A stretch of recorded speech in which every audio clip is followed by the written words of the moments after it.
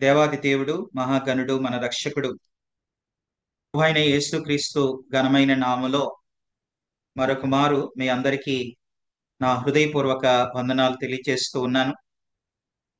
ప్రకటన గ్రంథం 22 అధ్యాయాలు 22 రోజులు అనే ఈ బృహత్తరమైన కార్యక్రమానికి క్రమంగా పాల్గొంటూ దేవుని వాక్యాన్ని వింటూ వాక్యం చేత మేలు పొందుతున్న మీ అందరికీ నా హృదయపూర్వక వందనాలు తెలియజేస్తూ ఉన్నాను. ఈరోజు మనం ప్రకటన గ్రంథంలో నుంచి 14వ అధ్యాయం మనం ధ్యానం చేయబోతూ ఉన్నాం. ఇప్పటి వరకు మనం గతించినటువంటి 13 అధ్యాయాల్లో మనము 1వ అధ్యాయంలో యేసుక్రీస్తు ప్రత్యక్షతను మనం చూసాం. 2-3 అధ్యాయాల్లో 7 సంఘాల యొక్క వివరణను మనం చూసాం. 4-5 అధ్యాయాల్లో 4వ అధ్యాయం మొదటి వచనంలో సంఘము ఎత్తబడుట, ఆ తర్వాత 4వ అధ్యాయం 2వ వచనంలో పరలోకములో సింహాసనంపై ఆసీనుడై ఉన్న తండ్రి అయిన దేవుని యొక్క ఆరాధన, 5వ అధ్యాయంలో గొర్రెపిల్ల ఆరాధనను మనం చూసాం. ఆ తర్వాత 6-11 అధ్యాయాల వరకు మనం కొన్ని సంఘటనలు మనం చూసాం. 6వ అధ్యాయంలో తెల్లని గుర్రం, ఎర్రని గుర్రం, నల్లని గుర్రం, అలాగే పాండుర వర్ణం కలిగిన గుర్రం, వాటిని గురించిన సంఘటనలు మనం చూసాం. 7వ అధ్యాయంలో 2 గుంపులు మనం చూసాం. అలాగే 8వ అధ్యాయంలో మనం చూస్తే మనం ప్రాముఖ్యంగా 8వ అధ్యాయంలో 7 బూరల యొక్క తీర్పుల్ని మనం చూసాం. 8వ అధ్యాయంలో 4 బూరలు, అలాగే 9వ అధ్యాయంలో 5-6 యొక్క బూరల యొక్క ప్రస్తావనను మనం చూసాం. 10వ అధ్యాయంలో బలిష్ఠుడైన దేవుని చేతిలో ఉన్న గొర్రెపిల్ల, ఆయన చేతిలో ఉన్నటువంటి చిన్న పుస్తకం, దాని గూర్చిన వివరణను మనం చూసాం. అలాగే 11వ అధ్యాయంలో దేవాలయం, అలాగే 2 సాక్షులను గురించి 11వ అధ్యాయంలో ఆ సంఘటనను కూడా మనం చూసాం. తర్వాత 12-13 అధ్యాయాల నుంచి మనం ఏం చూస్తాం అనంటే 6-11 అధ్యాయాల్లో ఏ సంఘటనలు అయితే ఉన్నాయో 12-18 వరకు మనం వ్యక్తుల్ని చూస్తాం, సభ్యుల్ని చూస్తాం. వారు దేవదూతలే కావచ్చు. తర్వాత మనం 12వ అధ్యాయంలో ఘట సర్పం, 13వ అధ్యాయంలో మనము క్రూర మృగం, 13వ అధ్యాయంలోని అబద్ధ ప్రవక్త, వీరిని గురించి మనం చూసాం. ఈ రోజున మనం 14వ అధ్యాయం నుండి మనం ధ్యానం చేయబోతూ ఉన్నాం. శ్రద్ధగా 14వ అధ్యాయాన్ని మనం దేవుని వాక్యాన్ని ముందుగా నేను చదువుతున్నాను, చూడండి. 14వ అధ్యాయం మొదటి 2 వచనాలు చదువుతున్నాను. మరియు నేను చూడగా, ఇదిగో, ఆ గొర్రెపిల్ల సియోను పర్వతం మీద నిలవబడి ఉండెను. ఆయన నామమును ఆయన తండ్రి నామమును నొసళ్ల యందు లిఖింపబడి ఉన్న 144,000 మంది ఆయనతో కూడా ఉండిరి. మరియు విస్తారమైన జలముల ధ్వనితోనూ గొప్ప ఉరుము ధ్వనితోనూ సమానమైన ఒక శబ్దం పరలోకములో నుండి రాగా వింటిని. నేను వినిన ఆ శబ్దం వీణెలు వాయించుచున్న వైణికుల నాదమును పోలినది. దేవుడు తన పరిశుద్ధ వాక్యమును దీవించునుగాక. 14వ అధ్యాయం మొదటి వచనంలో, మరియు నేను చూడగా, ఇదిగో, ఆ గొర్రెపిల్ల సియోను పర్వతం మీద నిలువబడి ఉండెను అని మనం చూస్తాం. ఇక్కడ గొర్రెపిల్ల సియోను పర్వతం మీద నిలిచి ఉన్నట్లుగా మనం చూస్తున్నాం. ఇంతకీ సియోను అంటే ఏంటి? సియోను అనగా కీర్తనల గ్రంథం 2వ కీర్తన 6వ చరణంలో మనం చూస్తే, అక్కడ ఇలా ఉంది. ఆ మాట నేను చదువుతున్నాను. కీర్తనల గ్రంథం 2వ కీర్తన 6వ చరణంలో, నేను నా పరిశుద్ధ పర్వతమైన సియోను మీద నా రాజును ఆసీనునిగా చేసి ఉన్నాను అని ఉంది. నేను నా పరిశుద్ధ పర్వతమైన సియోను. కనుక సియోను అంటే పరిశుద్ధ పర్వతం, అది పరలోక పట్టణమే అని మనం వేరుగా చెప్పవలసిన పని లేదు. యెషయా గ్రంథం 24వ అధ్యాయం 23వ వచనంలో కూడా మనం చూస్తే, యెషయా గ్రంథం 24వ అధ్యాయం 23వ వచనాన్ని నేను చదువుతున్నాను. చంద్రుడు వెలవెలబోవును, సూర్యుని ముఖము తర్వాత చూడండి అక్కడ మారును, సైన్యములకు అధిపతియగు యెహోవా సియోను కొండ మీదను యెరూషలేములోను రాజగును అని మనం చూస్తాం. కనుక సియోను కొండ అది నూతన యెరూషలేం. మనం ప్రకటన గ్రంథం 21వ అధ్యాయంలో ఆ నూతన యెరూషలేము అను ఆ సియోను పట్టణాన్ని ప్రభు ఆయన తీసుకొని వస్తాడు. కాబట్టి సియోను అంటే పరలోక పట్టణం, నూతన యెరూషలేము అని ఎంతో స్పష్టంగా మనము అర్థం చేసుకోవాలి. ఇది ప్రకటన గ్రంథం 14వ అధ్యాయం 1వ వచనంలో ఉన్నటువంటి విషయం. తర్వాత ఇంకా నేను చదువుతున్నాను, 1వ వచనమే. ప్రకటన గ్రంథం 14వ అధ్యాయం 1వ వచనం. మరియు నేను చూడగా, ఇదిగో ఆ గొర్రెపిల్ల సియోను పర్వతం మీద నిలవబడి ఉండెను.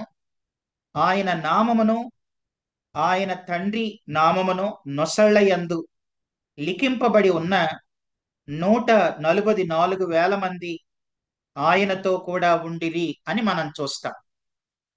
అంటే ఇక్కడ 1వ వచనంలో ఆయనతో ముద్రించబడిన 144,000 మందిని ఈ 1వ వచనంలో మనం చూస్తున్నాం. అంటే ఆ సియోను కొండ మీద గొర్రెపిల్లగా ఆయన నిలిచి ఉన్నప్పుడు ఆయనతో ఈ 144,000 మంది ముద్రించబడినటువంటి వారు ఆయనతో ఉన్నట్లుగా మనం చూస్తున్నాం. ఈ విషయాన్ని మనం ముందుగానే చదువుకున్నాం 7వ అధ్యాయంలో. చూడండి, ప్రకటన గ్రంథం 7వ అధ్యాయంలో మనం గమనించినట్లయితే నేను 4వ వచనాన్ని చదువుతున్నాను. మరియు ముద్రింపబడిన వారి లెక్క చూడగా వింటిని, ఇశ్రాయేలీల గోత్రములన్నిటిలో ముద్రింపబడిన వారు 144,000 మంది అని మనం చూస్తాం. కనుక ఈ 144,000 మంది ముద్రించబడిన వారు, దే ఆర్ షీల్డ్ పీపుల్, అది మనం ఇక్కడ చూస్తాం. సహజంగా ముద్ర అని అనటంతో ఎవరైతే ఆ ముద్ర వేయించుకుంటారో వారు వారికి చెందిన వారు, ఓనర్షిప్ ఉంటది, ముద్ర వేయబడిన దానికి ప్రొటెక్షన్, భద్రత ఉంటది అని మనం గుర్తించాలి. మనం కూడా ముద్రించబడిన వారమే. సంఘకాల పరిశుద్ధులు అందరూ కూడా ముద్రించబడిన వారి. మనము శ్రమల కాలంలో ఉన్న వారిని చూస్తున్నాం. సంఘకాల పరిశుద్ధులు కూడా ముద్రించబడిన వారి.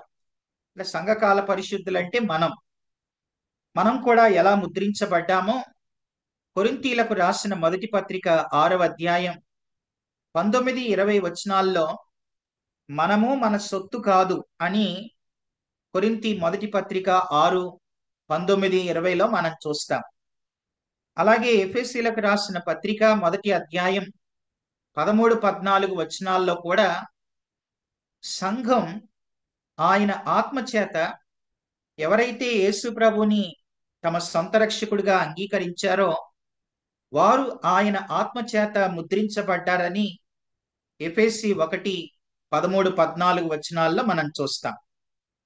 అలాగే ఎఫెసీలకు రాసిన పత్రిక 4వ అధ్యాయం 30వ వచనంలో కూడా ఈ మంచి మాట ఒకసారి నేను చదువుతున్నాను, దయచేసి గమనించండి. ఎఫెసీ 4:30వ వచనంలో అక్కడ ఇలా ఉంది, దేవుని పరిశుద్ధాత్మను దుఃఖపరచుకుడి, విమోచన దినము వరకు ఆయన యందు మీరు ముద్రింపబడి ఉన్నారు అని ఉంది. విమోచన దినం వరకు మనం ముద్రించబడినటువంటి వారు. కనుక సంఘకాల పరిశుద్ధులు వారు ముద్రించబడిన వారే. అయితే ఇప్పుడు మనం చదివిన ప్రకటన గ్రంథం 14వ అధ్యాయం 1వ వచనంలో ఆ 1,44,000 మంది కూడా వారు ముద్రించబడి సియోను కొండ మీద గొర్రెపిల్లతో ఉన్నవారుగా మనం చూస్తా ఉన్నాం. ఇది నిజంగా దేవుడు వారికి ఇచ్చినటువంటి గొప్ప ఆధిక్యత అని చెప్పడానికి నేనెంతో సంతోషిస్తూ ఉన్నాను. తర్వాత ప్రకటన గ్రంథం 2-3 వచనాల్లో మనం చూస్తే వారి గురించి ఇంకా ఇలా రాయబడింది. 2వ వచనాన్ని చదువుతున్నాను. మరియు విస్తారమైన జలముల ధ్వనితోను గొప్ప ఉరుము ధ్వనితోను సమానమైన ఒక శబ్దం పరలోకము నుండి రాగా వింటిని. నేను వినిన ఆ శబ్దం వీణెలు వాయించుచున్న వైణికుల నాదమును పోలినది. వారు సింహాసనము ఎదుటను ఆ 4 జీవుల ఎదుటను పెద్దల ఎదుటను ఒక క్రొత్త కీర్తన పాడుచున్నారు. భూలోకములో నుండి కొనబడిన వారు ఆ 144,000 మంది తప్ప మరి ఎవరునూ ఆ కీర్తన నేర్చుకొనజాలరు అని 2-3 వచనాల్లో ఈ విషయాన్ని మనం చూస్తున్నాం. అంటే వీరు ఏం చేస్తున్నారు అని అంటే దే ఆర్ సింగింగ్. మొదటి మాట దే ఆర్ షీల్డ్ పీపుల్. రెండో మాట ఏంటనంటే వీరు క్రొత్త పాట పాడుచున్నట్లుగా మనం చూస్తా ఉన్నాం. ఈ శ్రమల కాల ఈ హతసాక్షులు 1,44,000 మంది ఒక క్రొత్త పాట ఆ సింహాసనం ఎదుట 4 జీవుల ఎదుట పెద్దల ఎదుట ఒక క్రొత్త పాట వారు పాడుచున్నట్లుగా మనం చూస్తాం. భూలోకములో నుండి కొనబడిన ఆ 144,000 మంది తప్ప మరి ఎవరునో ఆ కీర్తన నేర్చుకొనజాలరు అని మనం ఇక్కడ చూస్తా ఉన్నాం. వినండి, సంఘకాల పరిశుద్ధుల పాట ఏంటనంటే ప్రకటన గ్రంథం 5వ అధ్యాయంలో సంఘకాల పరిశుద్ధుల పాట ఉంది అక్కడ. అయితే శ్రమల కాల పరిశుద్ధుల పాట ఈ 14వ అధ్యాయం 2-3 వచనాల్లో మనం చూస్తున్నాం.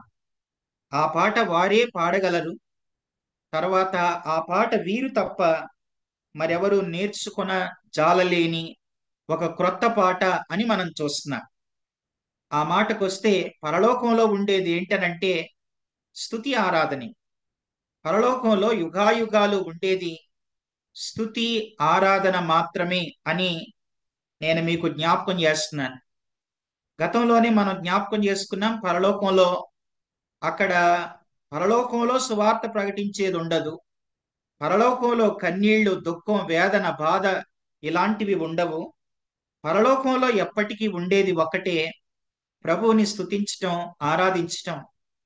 కనుక ఆ గొర్రెపిల్ల ఎదుట ఈ 1,44,000 మంది ఒక క్రొత్త కీర్తన పాడుచున్నట్లుగా మనం చూస్తాం. అంటే ఇక్కడ పాటలకి ఎంత ప్రాధాన్యత ఉందో అది మనం గుర్తించాలి. తర్వాత వారు పాట పాడుతూ ఉంటే చూడండి 2వ వచనం, మరియు విస్తారమైన జలముల ధ్వనితో గొప్ప ఉరుము ధ్వనితో సమానమైన ఒక శబ్దం. అంటే ఈ మాట యెషయా గ్రంథం 6వ అధ్యాయంలో కూడా వారు గాన ప్రతిగానాలు చేస్తూ ఉంటే గడప కమ్ముల పునాదులు కదులుచు మందిరము ధూమము చేత నిండగా అని మనం చూస్తాం. కనుక ఎంతో శక్తితో శబ్దంతో వారు ప్రభువుని ఆరాధన చేస్తున్నారు. కనుక పాటలకి చాలా ప్రాధాన్యత ఉంది అని మనం గుర్తించాలి.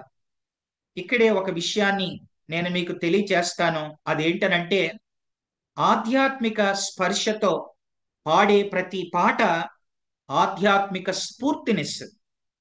పాటలు కూడా ఎలా పాడాలి అనంటే ఆధ్యాత్మిక స్పర్శతో పాడాలి. అప్పుడు ఆ స్పర్శతో మనం పాడినప్పుడు ఒక స్ఫూర్తి అనేకులకు కలుగుతుంది అని నేను మీకు తెలియచేస్తున్నాను. ఇది 2-3 వచనాల్లో ఉన్న విషయం. తర్వాత ప్రకటన గ్రంథం 14వ అధ్యాయం 4వ వచనంలో మనం చూస్తే ఈ 1,44,000 మంది ఎవరు అనంటే దే ఆర్ సపరేటెడ్ పీపుల్. చూడండి 4వ వచనంలో ఇక్కడ ఇలా ఉంది, వీరు స్త్రీ సాంగత్యమున అపవిత్రులు కానివారు. తర్వాత చూడండి ఏముందో, స్త్రీ సాంగత్యమున అపవిత్రులు కానివారు, స్త్రీ సాంగత్యం ఎరుగని వారునై ఉండి గొర్రెపిల్ల ఎక్కడికి పోవునో అక్కడికెల్లా ఆయనను వెంబడిద్దురు. వీరు దేవుని కొరకును గొర్రెపిల్ల కొరకును ప్రథమ ఫలముగా ఉండుటకై మనుష్యుల్లో నుండి కొనబడిన వారు అని మనం చూస్తాం. They are separated people. ఈ 1,44,000 మంది వారు ప్రత్యేకించబడిన వారు, స్త్రీ సాంగత్యం ఎరుగని వారు. ఈ మాట ఈ రోజుల్లో చాలా మంది తీసుకొని ఇలా చెప్పేవారు ఉన్నారు. ఈనాడు కొందరు వివాహం చేసుకోకుండా మేము 14వ అధ్యాయంలో ఆ స్త్రీ సాంగత్యం ఎరుగని వారిలో మేము ఉన్నాం అని చెబుతూ వారు, అలాంటి వారు మనం చాలా చోట్ల మనం చూస్తాం. అంటే వివాహాలు చేసుకోకుండా ఉండి వారు మేము ఆ సియోను పట్టణం మీద మాకు ప్రత్యేకమైన స్థానం ఉంటది అని చెప్పి వివాహం చేసుకోకుండా ఉండేవారు భూమి మీద కొందరున్నారు. అయితే ఇక్కడే ఒక మాట చెప్తాను. అసలు ఇక్కడ ఎవరి గురించి రాయబడిందనంటే ఈనాడు చెప్పుకునే వారి గురించి చెప్పబడిన మాట కాదు. వారు వివాహం చేసుకోలేదంటే అది ఎందుకు చేసుకోలేదో నాకు తెలియదు. కనుక అలా వారు ప్రతిష్ఠించుకున్నారు, అలా దేవుని కొరకు వారు బ్రతుకుతూ ఉన్నారు. కానీ ఈ 1,44,000 మందిలో ఈ రోజున మేము వివాహం చేసుకోలేదు కాబట్టి మేము అందులోని వారం అని చెప్పడం మాత్రం అది వాక్యానుసారంగా సరైన మాట కాదు. ఎందుకనంటే ఈనాడు సంఘం శ్రమల్లో ఉండదు, సంఘం ఎత్తబడద్ది. కనుక ఈ 1,44,000 మంది వారు శ్రమల కాల పరిశుద్ధులుగా మనం చూస్తాం. కనుక వారిలో నేనున్నాను అని చెప్పడం అది సరైనటువంటి ఇంటర్ప్రిటేషన్ కాదని నేను మీకు తెలియజేస్తున్నాను. ఆ తర్వాత చూడండి, అసలు ఈ స్త్రీ ఎవరు అనంటే మనము ప్రకటన గ్రంథం 17, 18 అధ్యాయాల్లో రాయబడినటువంటి బబులోను స్త్రీ అని మనం కిందే మనం చూస్తాం. 14వ అధ్యాయం 8వ వచనంలో అక్కడ ఇలా ఉంది, వేరొక దూత అనగా రెండవ దూత అతని వెంబడి వచ్చి మోహోద్రేహముతో కూడిన తన వ్యభిచార మద్యమును సమస్త జనములకు త్రాగించిన ఈ మహాబబులోను కూలిపోయెను అని చెప్పాను. కనుక ఇక్కడ చెప్పబడే స్త్రీ ఎవరు అనంటే బబులోను స్త్రీ. ఆ బబులోను స్త్రీ గురించి మనం 17, 18 అధ్యాయాలు ధ్యానం చేసినప్పుడు మనం చూస్తాం. కనుక వీరు ఎవరు అనంటే దే ఆర్ సపరేటెడ్ పీపుల్, అది మనం గుర్తించాలి. పవిత్ర జీవితం జీవించిన వారు. అలాగే ఈ భూమి మీద ప్రతి విశ్వాసి కూడా తెస్సలోనికలకు రాసిన మొదటి పత్రిక 4వ అధ్యాయం 3, 4 వచనాల ప్రకారం మనందరం కూడా పాపానికి దూరంగా బ్రతకాలి, పరిశుద్ధంగా మనం జీవించాలి అని ప్రతి ఒక్కరూ కూడా గుర్తించాలి. తర్వాత వీరు ఎవరు అనంటే 4వ వచనంలోనే దే ఆర్ ఫస్ట్ ఫ్రూట్ అనగా వీరు చూడండి 4వ వచనంలో అక్కడ రాయబడింది, వీరు దేవుని కొరకు గొర్రెపిల్ల కొరకును ప్రథమ ఫలముగా ఉండుటకై మనుషుల్లో నుండి కొనబడిన వారు. They are first fruit. వీళ్ళు అనగా వీరు ఎవరు అనంటే ఆ శ్రమల కాలంలో, 7 ఏండ్ల శ్రమల కాలంలో 2 సాక్షుల ద్వారా యేసుక్రీస్తుని తమ సొంత రక్షకుడిగా అంగీకరించిన ప్రథమ ఫలం అని మనం గుర్తించాలి. తర్వాత ప్రథమ ఫలం అనంటే దీని వెనక ఇంకా పంట ఉంది అని అర్థం. వీళ్ళు ప్రథమ ఫలం అని అన్నామంటే వెనక పంట ఉంది. కనుక వాళ్లే కాదు, వాళ్ళ ద్వారా ఆ తర్వాత ఇంకా ఆ మిగిలిన 3.5 సంవత్సరాల్లో ఎందరో సువార్తను ప్రకటిస్తారు. అలా ప్రకటించిన ఆ పంట కూడా మనం చూస్తాం. ఈ 14వ అధ్యాయంలోనే ఇంకా ఆ పంటను కూడా మనం చూస్తాం. కనుక యెషయా గ్రంథం 2వ అధ్యాయం 3, 4 వచనాల్లో కూడా ఆ దినము గుంపులు గుంపులుగా దేవుని యొద్దకు అనేకులు రక్షణ పొంది ఆ 3.5 సంవత్సరాల శ్రమల కాలంలో కూడా, 7 ఏండ్ల శ్రమల కాలంలో 3.5 సంవత్సరాల మహాశ్రమల కాలంలో కూడా ఎందరో ప్రభు దగ్గరికి వస్తారని యెషయా గ్రంథం 2వ అధ్యాయం 3, 4 వచనాల్లో మనం చూస్తాం. ఇది నాలుగో విషయం, నాలుగో వచనంలో ఉన్న మాట. తర్వాత వీరి గురించి 5వ వచనంలో ఏముందంటే, దే ఆర్ సిన్సియర్ పీపుల్. అనగా వీరు ఎవరు అనంటే 5వ వచనంలో వీరి నోట ఏ అబద్ధమునో కనబడలేదు, వీరు అనింద్యులు అనే మాట మనం చూస్తాం. అంటే వీరు యథార్థవంతులు. యథార్థత అనంటే చీకటిలో వెలుగులో, అందరిలో ఒంటరిలో, లోపల బయట ఒకేలా ఉండటాన్ని యథార్థత అని అంటారు. కనుక దే ఆర్ సిన్సియర్ పీపుల్. ఆ తర్వాత వీరి నోట, అదే 5వ వచనంలో, వీరి నోట ఏ అబద్ధమునో కనబడలేదు. కనుక అబద్ధికులందరూ అగ్ని గంధకములు గల ఆ గుండములో పాలు పొందుదురు అని దేవుని వాక్యం సెలవిస్తుంది. కనుక ఏ క్రైస్తవుడు కూడా ఎన్నడూ అబద్ధం ఆడకూడదు, మనము సత్యమే పలకాలి అని దేవుని వాక్యం సెలవిస్తుంది. వీరి గురించి 5వ వచనంలోనే వీరు ఎవరు అనంటే దే ఆర్ బ్లేమ్లెస్ పీపుల్. అంటే వీరు అనింద్యులు అనే మాట మనం చూస్తాం. అనింద్యులు అంటే నింద వేరు, అపనింద వేరు, అనింద్యులుగా బ్రతకడం వేరు. నింద అంటే మనం తప్పు చేశాం, ఆ చేసిన తప్పును బట్టి మన మీద ఒక నింద వచ్చింది. అలా నింద వస్తే అది మనం చచ్చే వరకు ఆ నింద అలాగే ఉంటది, అది పోదు. కానీ మనం తప్పు చేయకుండా ఏదైనా ఒక నింద మన మీద పడితే దాన్ని అపనింద అని అంటాం. అది కడుక్కుంటే పోద్ది, ఆ తర్వాత అది మాసిపోద్ది. కానీ నింద పోదు. ఒక్కసారి మన మీద ఏదైనా నింద అనేది పడిందంటే అది చనిపోయే వరకు పోదు, అది అలాగే ఉంటది. నింద వేరు, అపనింద వేరు. మనం ఎలా బ్రతకాలి అనంటే అనింద్యులుగా బ్రతకాలి. కనుక 14వ అధ్యాయం ఈ మొదటి 5 వచనాల్లో ఈ 1,44,000 మంది గురించి 6 గొప్ప మాటల్ని మనం చూసాం. మొదటి మాట ఏంటనంటే దే ఆర్ షీల్డ్ పీపుల్, అనగా వారు ముద్రించబడిన వారు. దే ఆర్ సింగింగ్ పీపుల్, అనగా క్రొత్త పాట పాడుచున్నవారు. దే ఆర్ సపరేటెడ్ పీపుల్, అనగా వారు స్త్రీ సాంగత్యం ఎరుగక ప్రత్యేకంగా జీవించిన వారు. అలాగే they are first fruit people, అనగా వారు ప్రథమ ఫలం. ఆ 7 ఏళ్ల శ్రమల కాలంలో వారు మొట్టమొదటిగా దేవుణ్ణి అంగీకరించినటువంటి ప్రథమ ఫలం. అలాగే they are sincere people, they are blameless people. ఇది ప్రకటన గ్రంథం 14వ అధ్యాయం మొదటి 5 వచనాల యొక్క వివరణ. ఆ తర్వాత చూడండి 6, 7 వచనాల్లో మనం ఏం చూస్తాం అనంటే ఒక దేవదూత యొక్క ప్రకటనను మనం చూస్తాం. చూడండి 6వ వచనాన్ని చదువుతున్నాను. అప్పుడు మరి ఒక దూతను చూసి తిని, అతడు భూనివాసులకు, భూనివాసులు అంటే ఎవరో గతంలోనే చెప్పాను, లోకంతో స్నేహం చేసేవాళ్ళు.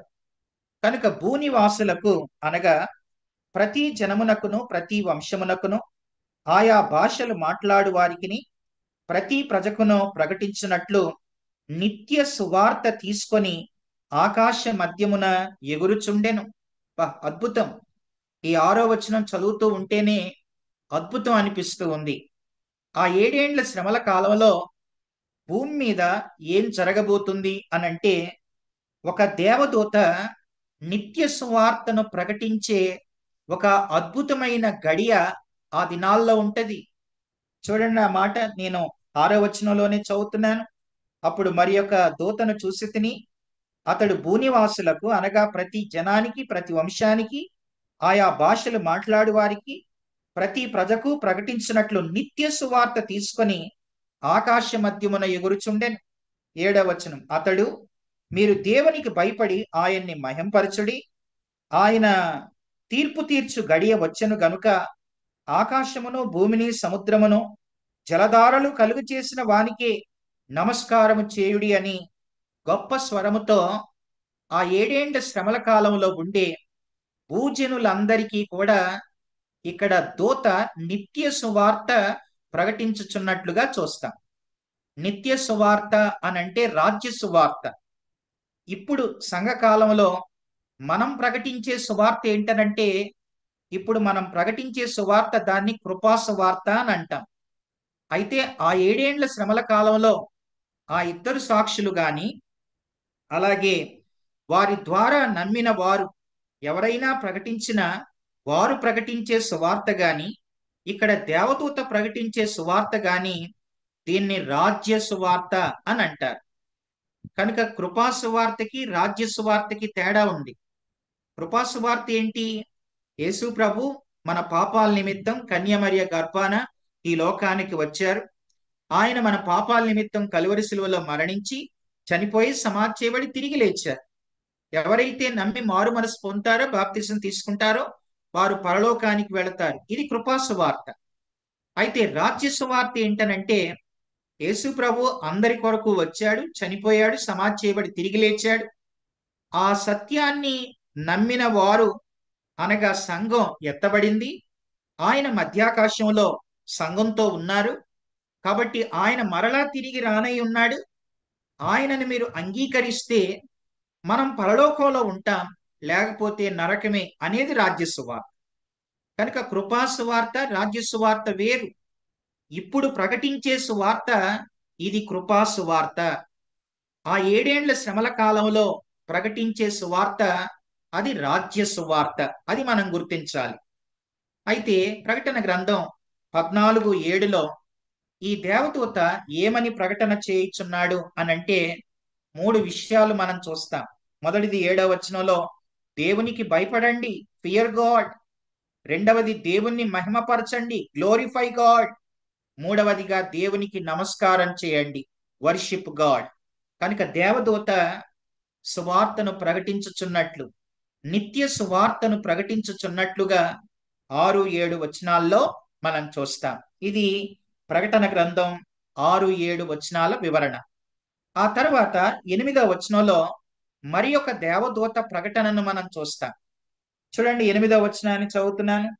వేరొక దూత అనగా రెండవ దూత అతని వెంబడి వచ్చి మోహోద్రేకంతో కూడిన తన వ్యభిచార మద్యమును సమస్త జనములకు త్రాగించిన ఈ మహా బబులోను కూలిపోయెను అని చెప్పాను.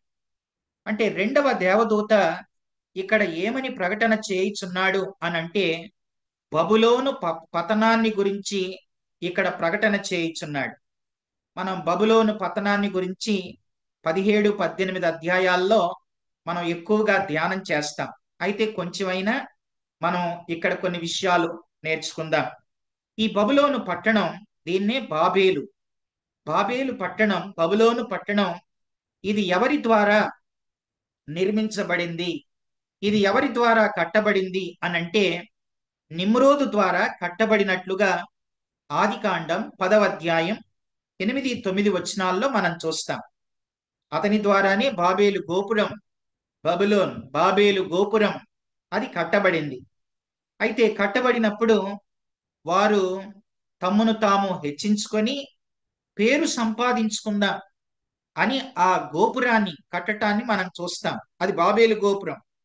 దేవుడు అక్కడ భాషలు తారుమారు చేశాడు. బాబేలు దేవుని పద్ధతులకు వ్యతిరేకమైనది. బాబేలు లోకతత్వం, అవిశ్వాసపు క్రియలు, పేరు ప్రఖ్యాతలకు బాబేలు అది ప్రసిద్ధి చెందింది. తరువాత ఈ బబులోను అనే ఈ పట్టణమే నిమ్రోదు కుటుంబం ద్వారానే ఆకాశ దేవతల ఆరాధన అనేది ఆరంభమైంది. నిమ్రోదు కుటుంబంలో నిమ్రోదు భార్య పేరు సెమిరామిస్. ఈనాడు ప్రపంచంలో విగ్రహారాధన అనేది ఎవరి ద్వారా ప్రారంభించబడింది అనంటే నిమ్రోదు భార్య ద్వారా. ఆమె పేరు సెమిరామిస్. తన కుమారుడు తుంబూజు ద్వారా ఆకాశ దేవతలు, నక్షత్రాలు, అర్ధచంద్రాకారాలు, వీటన్నిటినీ కూడా ఆకాశ దేవతల ఆరాధన ఎవరి ద్వారా ప్రారంభమైందంటే ఈ బబులోను పట్టణంలో వారి ద్వారానే ఇలాంటివి వచ్చినట్లుగా మనం చూస్తాం. ఆ పట్టణానికి సంభవించబోయే పతనాన్ని గురించి రెండవ దూత ప్రకటించినట్లుగా ఆ బాబేలు పట్టణం యొక్క తీర్పును కూడా ఇర్మియా గ్రంథం 7:17-20 వరకు మనం చూస్తాం. ఇది మనం 8వ వచనంలో మనం దేవదూత బబులోను పతనాన్ని గురించి ప్రకటనను 8వ వచనంలో మనం చూస్తాం. ఆ తర్వాత 9, 10, 11 వచనాల్లో 3వ దూత ప్రకటనను మనం చూస్తాం. చూడండి, 3వ దూత ప్రకటన ఏంటి? చదువుతున్నాను నేను 9వ వచనం. మరియు వేరొక దూత అనగా 3వ దూత వీరి వెంబడి వచ్చి గొప్ప స్వరముతో ఇలాగు చెప్పెను, ఆ క్రూర మృగమునకు గాని దాని ప్రతిమకు గాని ఎవడైనను నమస్కారం చేసి తన నొసటి అందేమి చేతి మీదనేమి ఆ ముద్ర వేయించుకొనిన ఎడల ఏమియూ కలపబడకుండా దేవుని ఉగ్రతా పాత్రలో పోయబడిన దేవుని కోపమును మద్యమును వాడు త్రాగును, పరిశుద్ధ దూతల ఎదుటను గొర్రెపిల్ల ఎదుటను అగ్ని కందకముల చేత వాడు బాధింపబడును. తర్వాత చూడండి 11వ వచనం, వారి బాధ సంబంధమైన పొగ యుగయుగములు లేచును, ఆ క్రూర మృగమునకు గాని దాని ప్రతిమకు గాని నమస్కారం చేయువారును దాని పేరు గల ముద్ర అంటే 666 ముద్ర ఎవడైనను వేయించుకొనిన ఎడల వాడును రాత్రింబగళ్ళు నెమ్మది లేని వారై ఉందురు. అంటే ఈ 3వ దూత ప్రకటన చేసినప్పుడు 666 ఆ ముద్ర ఎవరైతే వేయించుకుంటారో వారికొచ్చే తీర్పును గురించి 9, 10, 11 వచనాల్లో ఆ ముద్ర వేయించుకొనిన వారికి వచ్చే ఆ ఉపద్రవం ఇక్కడ మనం 9, 10, 11 వచనాల్లో మనం చూస్తాం. ఈ ముద్రను ఎవరైతే వేయించుకుంటారో వారు దేవుని ఉగ్రతా పాత్రలోని తాగినట్లే. అంటే అది ఎంత భయంకరంగా తీవ్రంగా ఉంటుందో అది మనం ఈ వచనాలు చదువుతుంటేనే మనకు అర్థం అవుతుంది. అగ్ని గంధకాల చేత యుగాలు ఆ ముద్ర వేయించుకొనిన వారు బాధించబడతారు. తర్వాత 11వ వచనం చివరలో రాత్రి బగళ్ళు నెమ్మది లేని వారై వారు ఉంటారు అని చెప్పి 9, 10, 11 వచనాల్లో 3వ దూత బోర ఊదినప్పుడు 3వ దూత ప్రకటన చేసినప్పుడు ఈ ఎవరైతే 666 ముద్ర వేయించుకుంటారో వారికి వచ్చే ఆ విపత్తును మనం 9, 10, 11 వచనాల్లో మనం చూస్తాం. అయితే వినండి, ఈ పరిస్థితులన్నీ కూడా ఎవరికి వస్తాయి అనంటే దేవుడు ఎన్నో అవకాశాలు ఇచ్చినా పోగొట్టుకున్నటువంటి వారు ఈ భయంకరమైనటువంటి వేదల్ని వారు అనుభవిస్తారు. దేవుడు ఎన్నో అవకాశాలు ఇస్తాడు. అసలు నిజంగా 2వ దూత ఆ ప్రకటన నిత్య సువార్తను ప్రకటిస్తూ ఉంది. ఒక పక్కన 144,000 మంది ప్రకటించారు. వారి ద్వారా ఒక సమూహం, తర్వాత వారి ద్వారా ఎందరో, తర్వాత దేవదూతే ప్రకటన, ఇవన్నీ కూడా దేవుడిచ్చిన అవకాశాలు. ఆ మాటకు వస్తే ఇప్పుడు కూడా మన దేవుడు మనకి ఎన్నో అవకాశాలు ఇస్తున్నాడు. మనం మారటానికి దేవుడిచ్చిన అవకాశాలను మనం సద్వినియోగం చేసుకొని మనం మారితే మనం మేలు పొందుతాం. మనం మారకపోతే అక్కడ అందులో మాడిపోతాం అనేది మనం గుర్తించాలి. ఇది 3వ దూత ప్రకటనలో జరిగేటటువంటి విపత్తులు. తర్వాత చూడండి, మనం 12, 13 వచనాల్లో అక్కడ ఇలా ఉంది. ప్రకటన గ్రంథం 14వ అధ్యాయం 12, 13 వచనాలు, దేవుని ఆజ్ఞలను యేసును గూర్చిన విశ్వాసమును గైకొనుచున్న పరిశుద్ధుల ఓర్పు ఇందులో కనబడును అని మనం చూస్తాం. పరిశుద్ధుల ఓర్పు, ఈ ఓర్పులోని వారి యొక్క పరిపక్వత ఎంత ఘనమైనదో మనకు అర్థమవుతుంది. తర్వాత వీరు అంతము మట్టుకు, చివరి మట్టుకు వారు నమ్మకంగా ఉన్నారు. తర్వాత తమ విశ్వాసాన్ని వారు కాపాడుకున్నారు. ఆ విశ్వాసంలో వారు నిలకడగా ఉన్నారు అని 12వ వచనంలో మనం చూస్తా ఉన్నాం. ఆ తర్వాత మనము 13వ వచనాన్ని మనం చూస్తే చూడండి, 13వ వచనం 14, 13, అంతటా ఇప్పటి నుండి ప్రభువునందు మృతినందు మృతులు ధన్యులని వ్రాయమని పరలోకము నుండి ఒక స్వరం చెప్పుట వింటిని.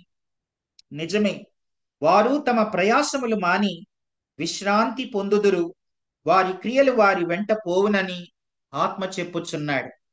అసలు ఈ 13వ వచనం దేని గురించి చెప్పబడుతుంది అని అంటే, ఈ రోజున ఎవరైనా చనిపోతే అక్కడ మనం ఈ మాట చెబుతాం, తప్పేమీ కాదు. కానీ అసలు 13వ వచనం ఆ శ్రమల కాలంలో చనిపోయే ప్రభువునందు మృతి నొంది వారిని గురించి ఈ 13వ వచనంలో మనం చూస్తాం. చూడండి, వారి గురించి 3 గొప్ప మాటలు ఈ 13వ వచనంలో ఉన్నాయి. వారు దుఃఖం నుండి ఆనందంలోనికి వెళతారు, రీజాయిస్. తర్వాత వారు తమ ప్రయాసములు మాని విశ్రాంతి నొందుదురు, అంటే రెస్ట్. మూడవదిగా వారి క్రియలకు కూడా, వారి క్రియలు వారి వెంట పోవును అనంటే వారి క్రియలకు ఫలముంది, రివార్డ్. కనుక 13వ వచనంలో 3 గొప్ప మాటలు, రీజాయిస్, రెస్ట్ అండ్ రివార్డ్. ఈ 3 మాటలు కూడా 13వ వచనంలో మనం చూస్తాం. ఆ తర్వాత ప్రకటన గ్రంథం 14వ అధ్యాయం 14 నుంచి 20వ వచనం వరకు మనం ఏం చూస్తాం అనంటే ప్రభు యొక్క పంట కోత. మనం ఆ మొదటి 5 వచనాల్లోని ప్రథమ ఫలం 1,44,000 మంది వారు ప్రథమ ఫలం అని మనం చూసాం. అయితే ప్రథమ ఫలం మాత్రమే కాదు, తర్వాత ప్రభు కోసే మరికొంత పంటను కూడా ఉంది. ఆ శ్రమల కాలంలోని ఎంతో మంది యేసు ప్రభుని అంగీకరిస్తారు. లెక్కింపలేని గొప్ప సమూహం మనం చూస్తాం, అది కూడా కోయబడద్ది. 14 నుంచి 20 వరకు ప్రభు యొక్క పంట కోతను మనం చూస్తాం. అయితే 14వ వచనాన్ని చదువుతున్నాను. మరియు నేను చూడగా ఇదిగో తెల్లని మేఘం కనబడెను, మనుష్య కుమారుని పోలిన ఒకడు ఆ మేఘం మీద ఆసీనుడై ఉండెను. ఆయన శిరస్సు మీద సువర్ణ కిరీటమును, చేతిలో వాడిగల కొడవలియు ఉండెను. కొడవలి, అది పంట కోత కోయుటకు ఆయన చేతిలో కొడవలి ఉండెను అని మనం చూస్తాం. అంటే ఆయన మేఘంపై ఆసీనుడైన మనుష్య కుమారుడు, మనుష్య కుమారుని పోలిన ఒకడు ఆ మేఘం మీద ఆసీనుడై ఉండెను. ఆయన తలపై సువర్ణ కిరీటం. సువర్ణ కిరీటం అది విజయానికి సాదృశ్యం. ఈ మనుష్య కుమారుడు విజయాన్ని పొందాడు. ఆయన దేనిపై విజయాన్ని పొందాడు అనంటే ఆయన మరణంపై విజయాన్ని పొందాడు. ఆయన ఇలా అన్నాడు, ఓ మరణమా నీ ముల్లెక్కడ, ఓ మరణమా నీ విజయం ఎక్కడ? మరణపు ముల్లు పాపం, పాపమునకున్న బలం ధర్మశాస్త్రమే అని మనం చూస్తాం. కనుక ఈ మనుష్య కుమారుడు ఆయన మరణంపై విజయాన్ని పొందినవాడు. 14వ వచనంలో ఆ మాట చూస్తాం. ఆయన చేతిలో వాడిగల కొడవలి, అంటే అధికారంతో ఆయన పంటను కోస్తూ ఉన్నాడని మనం చూస్తాం. తర్వాత ఈ పంటను గురించి 15, 16 వచనాల్లో ఈ పంట 2 రకాలు. మొదటిది గింజల పంట, రెండవది ఏంటనంటే ద్రాక్ష పండ్ల పంట. గింజల పంట, ద్రాక్ష పండ్ల పంట. 15, 16 వచనాల్లో గింజల పంటను గురించి చూస్తాం. అలాగే 17, 18 వచనాల్లో ద్రాక్ష పండ్ల పంటను గురించి చూస్తాం. 19, 20 వచనాల్లో ద్రాక్ష పండ్లపై వచ్చే తీర్పును మనం చూస్తాం. అదే మనం 15 నుంచి 20 వరకు ఈ 3 విషయాలు మనం గుర్తించాలి. గింజల పంట, ద్రాక్ష పండ్ల పంట, అలాగే నమ్మని వారికి 19, 20 వచనాల్లో హర్మగిద్దోను యుద్ధంలో ఎంత భయంకరమైన తీర్పు వారి మీదకి రాబోతుందో అది మనం 19, 20 వచనాల్లో మనం చూస్తాం. అయితే 15, 16 వచనాలు ఇలా ఉంది. అప్పుడు మరి ఒక దూత దేవాలయములో నుండి వెడలి వచ్చి, భూమి పైరు పండి ఉన్నది, కోతకాలం వచ్చినది, నీ కొడవలి పెట్టి కోయమని గొప్ప స్వరముతో ఆ మేఘం మీద ఆసీనుడై ఉన్నవానితో చెప్పాను.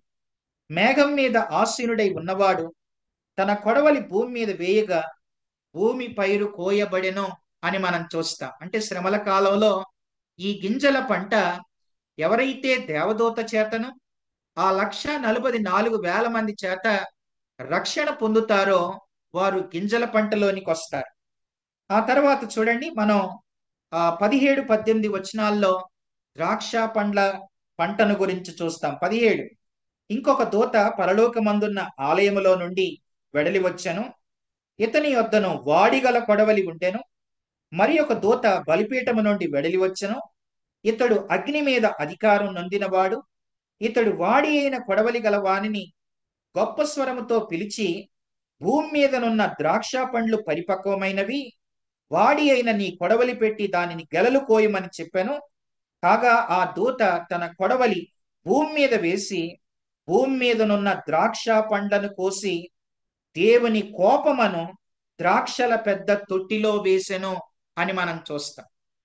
కనుక ఈ ద్రాక్ష పండ్ల తోట, అది ఆ పంట ఏంటనంటే గింజల పంటేమో నమ్మిన వారు, ద్రాక్ష పండ్ల పంటేమో నమ్మని వారు.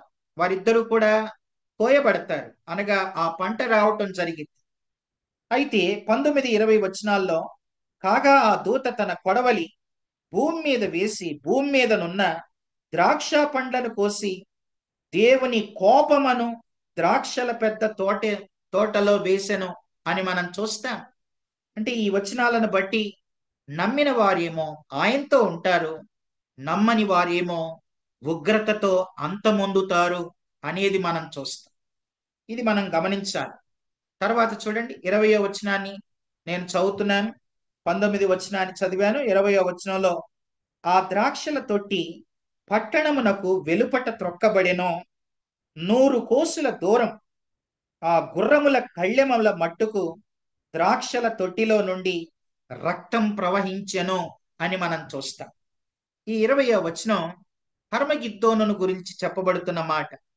ఎవరైతే ఈ 7 ఏండ్ల శ్రమల కాలంలో యేసు ప్రభువుని నమ్మక, నిత్య సువార్తను, రాజ్య సువార్తను అంగీకరించక, ఎన్ని అవకాశాలు ఇచ్చినా, వినండి, ముద్రల తీర్పు గాని, అలాగే బూరల తీర్పు గాని, తర్వాత రానై ఉన్నటువంటి పాత్రల తీర్పు గాని, ఇవన్నీ ఏంటనంటే ఒక పక్కన ఇన్ని తీర్పులు జరుగుతూ ఉండగా దేవుడు ఇంకా వారికి ఒక రకంగా ఎన్నో అవకాశాలు ఇస్తున్నాడు. ఎన్ని అవకాశాలు ఇచ్చినా ఉపయోగించుకొనని వారు ఏమవుతారు అనంటే వారు దేవుని ఉగ్రతకు గురవుతారు. చూడండి, ఒక మాట 16వ అధ్యాయం 9వ వచనాన్ని చదువుతున్నాను. కాగా మనుషులు తీవ్రమైన వేడిమితో కాలిపోయి ఈ తెగుళ్ల మీద అధికారం గల దేవుని నామమును దూషించిరి గాని ఆయనను మహిమపరుచునట్లు వారు మారు మనసు పొందిన వారు కారు, మారు మనసు పొందరు. అలాంటి వారిపై దేవుని ప్రతిదండన అనేది 14:20లో వస్తుంది. ఈ ప్రతిదండన ఎంత తీవ్రంగా ఉంటదంటే, చూడండి, పట్టణమునకు వెలుపట అని ఉంది. పట్టణమునకు వెలుపట అంటే మెగిద్దో లోయలో త్రొక్కబడుట. ఈ మెగిద్దో లోయలో 100 కోసుల దూరం అని ఉంది. 100 కోసులంటే 200 మైళ్ళు. ఆ తర్వాత 200 మైళ్ళు గుర్రముల కళ్ళెముల మట్టుకు ద్రాక్షల తొట్టిలో నుండి రక్తం ప్రవహించెను అని మనం చూస్తాం. అంటే 100 కోసుల దూరం అంటే 200 మైళ్ళు, 3 అడుగుల ఎత్తులో రక్తం ప్రవహిస్తుంది. ఆ హర్మగిద్దోను యుద్ధంలో ప్రపంచమంతా ఒకవైపు నమ్మిన వారు, ఇశ్రాయేలు జనాంగం ఒకవైపు, తర్వాత నమ్మని ప్రపంచం అంతా మరొక వైపు. ఆ యుద్ధంలో ప్రభు అయిన యేసుక్రీస్తు ఆయన ఆ ఒలీవ కొండ మీద తన కుడి పాదాన్ని మోపి మిగిద్దో లోయలో యుద్ధం జరిగినప్పుడు ఆ 200 మైళ్ళు 3 అడుగుల ఎత్తులో చంపబడిన వారి రక్తం ప్రవహించటం, తొట్టిలో నుండి రక్తం ప్రవహించే ఆ దేవుని తీర్పును మనం 20వ వచనంలో మనం చూస్తాం. ఇదంతా ఎవరికి అనంటే నమ్మని వారిపై దేవుని ఉగ్రత అనేది మనం చూస్తాం. నిజంగా అయ్యో, ఆ దినం బహు భయంకరం. నమ్మని వారు భయంకరంగా వారు హింసించబడతారు అని మనకి అర్థం అవుతుంది. ఇది 14వ అధ్యాయం 20 వచనాల్లో ఉన్నటువంటి విషయం. ఇదంతా మనం వింటున్నప్పుడు మనకు దేవుడు ఇప్పుడు ఎన్నో అవకాశాలు ఇస్తున్నాడు. దేవుడిచ్చిన అవకాశాలను చేజార్చుకోవద్దు. వ్యర్థంగా బ్రతికి నష్టం కొని తెచ్చుకోవద్దు. మనకెన్నో అవకాశాలు ప్రభు ఇప్పుడే ఇస్తున్నప్పుడు మన జీవితాలను మనం దిద్దుకోవాలి, కట్టుకోవాలి, మార్చుకోవాలి. అంతే తప్ప నష్టం తెచ్చుకునే వారంగా మనం ఉండకూడదు. నీ జీవితాన్ని సంపూర్ణంగా దేవునికి అప్పగించుకో. దేవుడిచ్చే సంపూర్ణ ధన్యతలను మనం సొంతం చేసుకోవాలని దేవుని వాక్యం సెలవిస్తా ఉంది. ఇది 14వ అధ్యాయం యొక్క వివరణ. తలలు వంచండి, ప్రార్థన ఆశీర్వాదంతో ముగించుకుందాం. పరిశుద్ధుడా, ప్రేమగల తండ్రి, దయాళుడా, నమ్మదైన దేవా, మీకు స్తోత్రములు.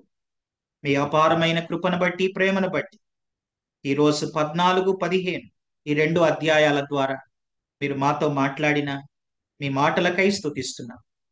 ప్రభువా, నిజమే నాయన, 7 ఏండ్ల శ్రమల కాలంలో నాయన 1,44,000 మంది మాత్రమే కాకుండా రాజ్య సువార్తను ప్రకటించేది, ఆనాటి దినాల్లో ప్రజలను ప్రేమించి దేవదూత చేత నిత్య సువార్తను ప్రకటించే భాగ్యాన్ని కూడా మీరు కలిగిస్తున్నారు నాయన. ఎవరైతే ఎన్నో అవకాశాలు మీరు ఇస్తూ ఉన్నారు, మారని వారు మీ కోపానికి, తీర్పులకు, తెగుళ్లకు, ఉగ్రతకు గురవుతారని మీ వాక్యం సెలవిస్తుంది. కాబట్టి అవకాశాలు ఉన్నప్పుడే నాయన ఈ కదులుచున్న కాలంలో కలుషితం కాకుండా, కల్మషానికి చేరువ కాకుండా జీవితాలను దిద్దుకొని సరిచేసుకొని మీకు ఇష్టలుగా జీవించే కృప అందరికీ అనుగ్రహించుమని యేసుక్రీస్తు ఘనమైన నామములో ప్రార్థించి అడిగి వేడుకొనుచున్నాము తండ్రి. ఆమేన్.